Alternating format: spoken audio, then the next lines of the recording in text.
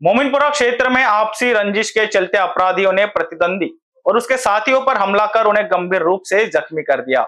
इस वारदात ने इलाके में खून खराबे की स्थिति बन गई है। तहसील पुलिस ने आरोपी मोहम्मद शाहिद उर्फ एमपीडीए समीर मोहम्मद खान अंसारी और नौशाद कयूम शाह को गिरफ्तार किया है। उनका साथी शादाब और एक अन्य फरार है।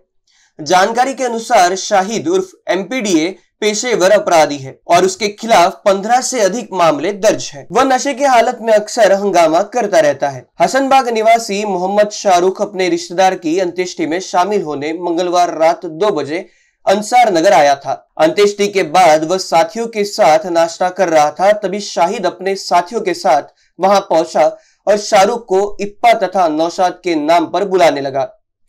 शाहरुख ने मना किया तो शाहिद ने उसकी कॉलर पकड़कर मारपीट करना शुरू कर दिया। इस दौरान नौशाद शाह ने शाहरुख के मित्र शेख एहफाज और फारूक शेख पर लोहे की पाइप से हमला कर उन्हें भी गंभीर रूप से घायल कर दिया। हमले के बाद आरोपी जान से मारने की धमकी देकर फरार हो गए।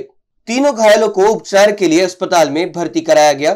तहसील पुलिस ने मामला दर्ज कर आगे की जांच शुरू कर दी है। फिर्यादी शाहरुख यांनी दिलेल्या तक्रारीनुसार शाहिद अंसारी, नौशाद शाह, शादाब आणि एक अनोळखी युवक यांच्या विरुद्ध जीवे मारण्याची धमकी तसेच मारहाणीचा गुन्हा पोलीस ठाणे तहसील येथे दाखल करण्यात आलेला आहे। पैकी आरोपी शाहिद अंसारी आणि नौशाद शाह यांना अटक करण्यात आलेली आहे। उर्वरित आरोपी शादाब आणि अनोळखी इसम यांची माहिती काढून त्यांना अटक करण्याची कार्यवाही चालू आहे। आता पावे तो इप्पा गँगचा नमूद गुन्ह्यामध्ये कुठलाही सक्रिय सहभाग दिसून आलेला नाही, तरी सुद्धा यामध्ये त्यांचा काही सहभाग आहे किंवा कसे याबाबतचा तपास पोलीस पथकाचा चालू आहे।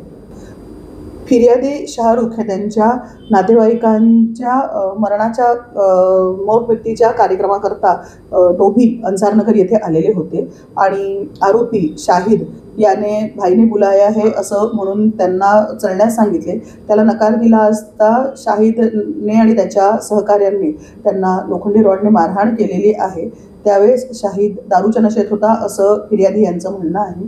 तरी अजून तपास चालू आहे आणि अधिक तपासात गोष्टी आम्ही क्लियर करीत आहोत। NBCN न्यूज के लिए अखिलेश के साथ अभिषेक पानसे की रिपोर्ट।